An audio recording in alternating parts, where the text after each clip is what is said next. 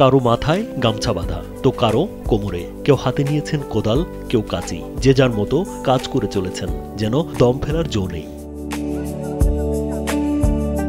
শত শত মানুষ জড়ো হয়ে করছেন স্বেচ্ছাশ্রমে সেচখাল পরিষ্কার। দীর্ঘদিন ধরে অবহেলিত সেচখালটি ভরাট ও আগাছায় পরিপূর্ণ হলেও কর্মকর্তারা কোনো পদক্ষেপ নেয়নি, যেন চোখে কাঠের চশমা লাগিয়েছেন তারা। তাই স্বেচ্ছাশ্রমে খাল পরিষ্কারের উদ্যোগ নিয়েছেন স্থানীয় কৃষকেরা। আমরা প্রতি বছরের ন্যায় পরিষ্কার করতেছি। আমাদের একটাই দাবি যে পানি উন্নয়ন বোর্ড থাকতেও কেন আমাদের স্বেচ্ছাসেবীর মাধ্যমে কেন 150-200 লোক নিয়ে প্রতি বছর খাল খনন করা লাগে। মাঠে পানি দেওয়ার জন্য নিজ উদ্যোগে ক্যানাল পরিষ্কার করা। পানির অভাবে আমরা কৃষক ধান চাষ করতে পারতে আমার খুব ক্ষতি হয়।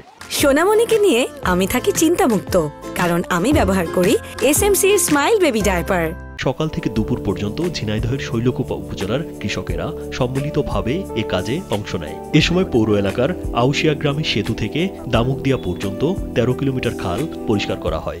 আজকে যেরকম কাতলা গাড়িতে দামুকদিয়া আমরা নিজেরা চুয়া করে পানি নিয়ে আসলাম। সেচ প্রকল্প যদি আমাদের চালু থাকে তাহলে আমাদের কৃষকের অনেক লাভ হবে। কৃষকেরা জানান, খালটির ধার ঘেঁষে থাকা হাজার হাজার হেক্টর জমিতে সেচ দিতে স্যালো মেশিনই ভরসা তাদের। এতে ফসল উৎপাদনে বেড়ে যেত খরচ। বিষয়টি পানি উন্নয়ন বোর্ডের কর্মকর্তাদের বারবার জানালেও তারা কোনো পদক্ষেপ নেয়নি। তাই সরকারি উদ্যোগের অপেক্ষা না করে নিজেরাই খাল পরিষ্কার শুরু করেছেন।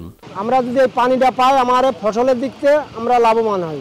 সেচখাল পরিষ্কারের খবর পেয়ে ঘটনাস্থল পরিদর্শনে যান পানি উন্নয়ন বোর্ডের কর্মকর্তারা। সে সময় সারা বছর খালটিতে পানি দেওয়ার আশ্বাস দেন তারা। যান্ত্রিক ত্রুটির কারণে হয়তো হতে পারে বিঘ্ন, কিন্তু আমরা সর্বাত্মক চেষ্টা করব যে আমরা যেন পানিটা দিতে পারি।